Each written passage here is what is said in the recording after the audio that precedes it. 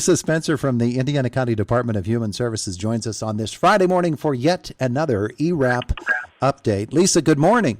Good morning. How are you? Wonderful. Our conversation brought to you by Marcus & Mack, a law firm representing injured people. Beautiful, beautiful day today. You know what this would be a good day to do, Lisa? What's that? It would be a good day to file for ERAP. Okay. Yes, it would be, because we still have money in the bank, and we're trying to make sure that we help renters, get caught up on all their rent and utilities. So this would be a great day to call ICAP. Yeah, that's all you really need to do just to get the process started. But as we were talking with you over the course of the last couple of weeks, after you make that initial call and you're told what you need in order to follow through on the process, well, that's exactly what you need to do. You need to follow through and get your paperwork filed. And so that's been a problem lately. How has it done in the past week? Well, we've had about 8 more applications come in, but we're still at a standstill with the pending applications.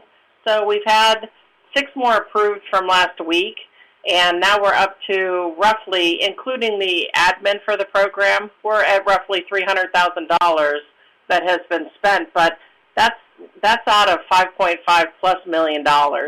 So really, there's a lot of money left on the table here to help the renters. Mm-hmm. If they, have a chance to just call ICAP to see if they're eligible for this money. So that's over $5 million that is still out there, specifically earmarked for Indiana County, but only for a while longer before something has to be done with it to help people in other counties. So right now it's reserved for Indiana County, and so this is the call for people. It's almost time for last call, isn't it?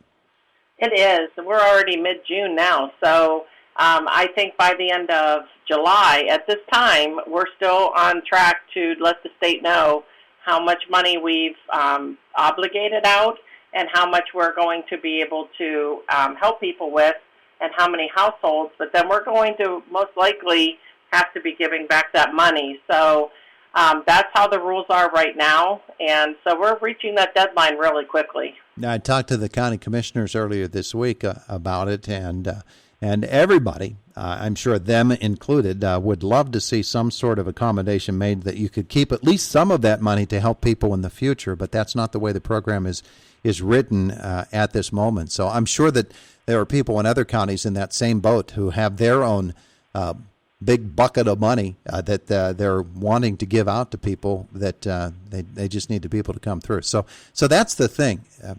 There's plenty of money out there for folks who are falling behind in their rent or in their utilities if they are renters that Indiana County would be more than happy to help them with. Yes, and I think that the extension probably is not going to happen with this pot of money just because it was federally. It just had to have certain parameters on it. But I'm not sure really what's happening with the Emergency Rental Assistance Program Part 2 or 2.0, whatever they're calling it. I'm not really sure what's happening with that yet, just because we haven't had much attention to that, or even what's happening with the help for the mortgages. We just haven't had anybody send information down from the federal to the state down to the counties. Mm-hmm. So we're waiting on all of that, but it appears that at least for this pot of money, we'll have to make arrangements to maybe get that sent back at this time. But I do know across the Commonwealth, many counties are in the same situation that we are, just because it was such a substantial amount of money, that was kind of needed to come out within, 3 or 4 months. That's a big haul, especially for the CAP agencies, because a lot of the community action programs are taking the brunt of the program to really implement it and take all the applications and decide everything and get the money out the door. So again, I just really have to give our local Indiana County Community Action Program a lot of praise for all the work they've done on this program. That being the case, yes, and we certainly thank them for everything that they're doing, but they've got more work to do, and they'd love to help to do it for folks here in Indiana County. So, Lisa, what do we need to say to people who are behind on their rent or they're behind on their utilities to get them started in the program? And then, of course, what should we tell folks about following through and getting their paperwork in, because you don't want to leave this sitting out there in limbo?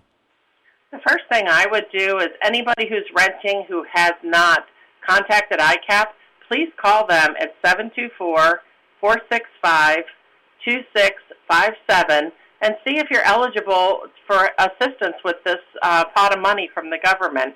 It only takes a phone call, and the worst you could be told is no.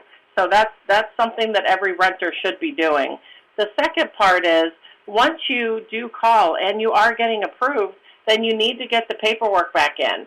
So that's where we're really struggling right now is, we keep contacting people who have provided applications, who would like assistance, and we keep telling them that you have to have this in and this in and this. There's certain things that you have to have in, like ID, your Social Security numbers, different things that have to be in your file, but they have to get that back over to ICAP in order to process those applications. So that's where we're, trying to really focus in on getting that number down, but that's where we're having the most trouble at this point, I would say. Okay. So, folks, if you know somebody that is in your family or in your neighborhood who is renting and is behind on their rent payments or on their utility payments as well, and they're a renter, if you're a landlord, I know that you're anxious about this as well because you've got your mortgage that you have to pay, and you need folks to get up to speed and above water on their rent and their utilities. Why then? This is the time. And so, Lisa, what should they do? What's the phone number for them to call? And just as a basic, what are the information packets that they're going to have? What kind of information do they need to provide?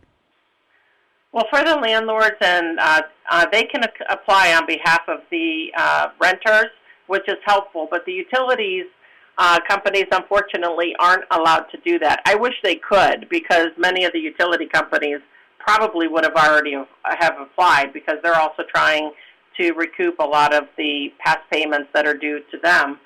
So the landlords just need to call ICAP as well. That's 724-465-2657. If you have a renter currently in your unit and that renter is overdue on rent and utilities, please have them just call, ICAP, and let's see if we can help people. Now, there are some income guidelines that you have to be under the 80% of the area median income. And I just think that people who are on unemployment at this time, they should be calling ICAP. As long as they're under that income guideline, they're automatically qualified to receive this money. All right, that's a great deal. That's a great deal. So ICAP is there. They are ready to help you. Of course, the information that is needed, and that's the thing. You got a question, you're not sure you're eligible, they can help you to figure that out. So you don't have to figure that out by yourself. Yes, and I think at this point, everybody who is listening to this program, if you know somebody who may be eligible for this assistance, please, word of mouth is really powerful here and throughout our county. So far, we've had 438 total applications submitted. We've had 86 approved. We've had to deny 133 of them, mostly because either they're duplicate applications or they're no longer living with their landlords, or they're over the income guidelines, or they're not COVID-related, and 35 of those called back and said they no longer needed assistance. So, that's a big majority of the 133 that had to be denied, but we still have 219 out there pending. So we really need to get those 219 moved over to the approved column if they want to have assistance. Now, some of those we're not going to be able to get just because, like I said, in the past, they're students and they're already gone, so they wouldn't be eligible for this money. But the people who are still needing to get information back, they need to get it over to the help@icap.net so they can get their information to ICAP. Lisa, is there any way to know geographically by the applications that you've received if we're hitting one area appropriately and maybe another area we need to do a little extra effort in? Is there some portion of Indiana County where they're not getting this message?